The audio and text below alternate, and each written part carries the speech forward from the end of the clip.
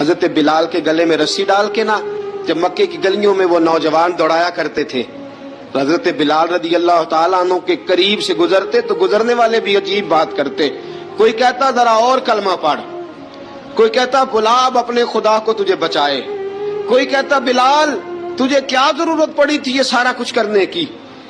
ایک آدمی آیا کہنے لگا بلال اگر تیرا رب سچا ہے، تیرے رسول سچے ہیں، پھر تجھے بچاتے کیوں نہیں؟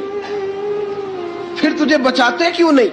جب تو اتنا مخلص مومن ہے اور اتنا تیرے اندر خلوص پایا جاتا ہے تو وہ آتے کیوں نہیں تیرے دفاع کے لیے؟